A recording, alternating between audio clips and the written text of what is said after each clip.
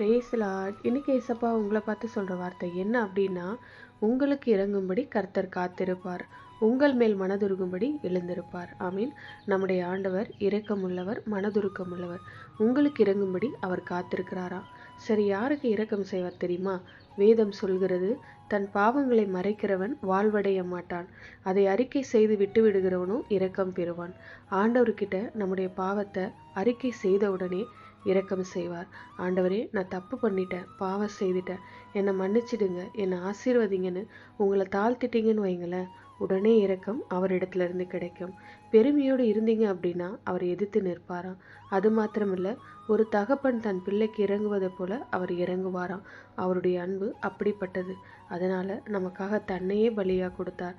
அதனால நீங்க இயேசுவேன்னு கூப்பிடும்போது அவர் உங்களுக்கு இரக்கம் செய்வார். மனதுருக்கத்தோடு உங்களுக்கு அற்புதம் செய்கிற ஆண்டவர். இன்றைக்கு அவர் உங்களை இரக்கத்தோடு நோக்கி பார்க்கிறார், மனதுருக்கத்தோடு நோக்கி பார்க்கிறார். ஏன் மகனை சோர்ந்திருக்கிற, ஏன் மகளை சோர்ந்திருக்கிற, நான் தப்பு பண்ணிட்டேன், பாவம் செய்துட்டேன், இனி அவ்வளோதான் நினைக்கிறியா? நான் உன்னை மன்னிப்பேன், நான் உனக்கு புதிய இருதயத்தை தருவேன், எந்த குறைகளை மன்னித்து இரக்கம் செய்து ஆசீர்வதிப்பேன்னு சொல்றாரு.